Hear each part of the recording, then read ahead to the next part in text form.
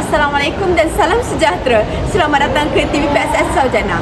Hari ini tanggal 13 hari bulan 3 2026, SMK Seri Saujana mengadakan majlis iftar jama'i yang menjemput murid-murid tingkatan 5, murid asrama, ibu bapa dan guru-guru untuk menghadiri majlis ini.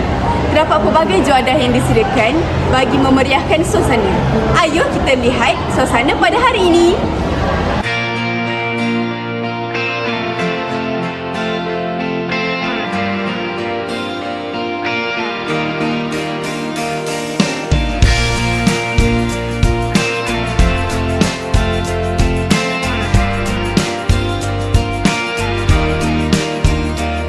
أيوة فيكم مننا نفس روحنا ودمنا قلبنا بيرتاح هوام للي فعلا زينا الكلام نفس الكلام حتى نفس الاهتمام عشرة مش ممكن تهون يوم من الأيام حتى لوننا وشكلنا يعني أنا شبهك تمام وبتجمعنا حاجات حلوة أكيد يلا نمد الإيد من غير كلام أجمل الأوقات بتيجي عالبال يبقى الحمل جبال ننساه أوام أنت وأنا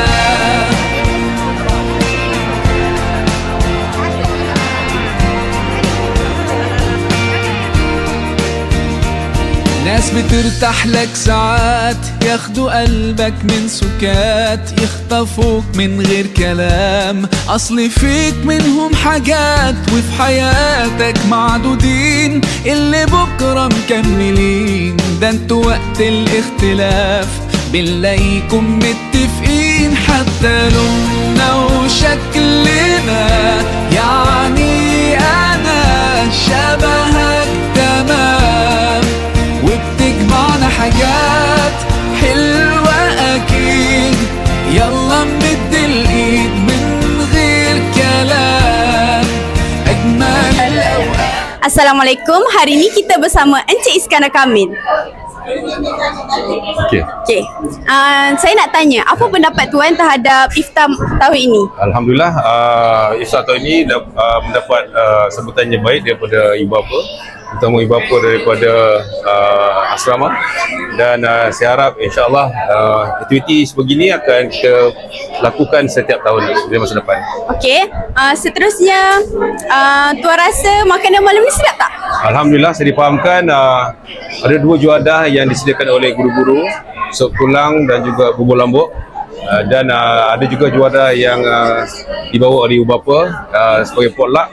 Jadi alhamdulillah kita ramai ahli keluarga yang datang menikmatinya bersama-sama dengan pelajar-pelajar lain.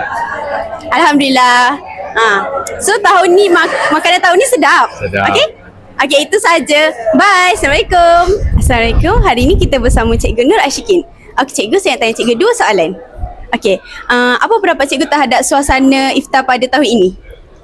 Alhamdulillah, suasananya sangat meriah.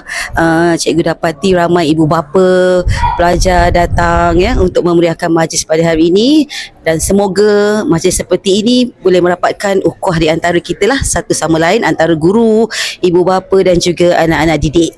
Betul. Okey, soalan kedua. Sedap tak makanan pada hari ini?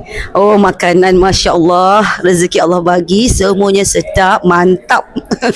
Okay, especially nasi biryani tu ada dengan kambing dan juga ayam. Okay, syukur Alhamdulillah, semuanya sedap belaka. Ya, betul. Itu saja. Okay, bye. Alhamdulillah, selesai sudah iftar kita pada tahun ini. Terima kasih kepada semua yang berjaya hadir dan semua yang membantu dalam melaksanakan program ini. Itu sahaja buat video kali ini. Jangan lupa untuk like, share dan subscribe. Bye.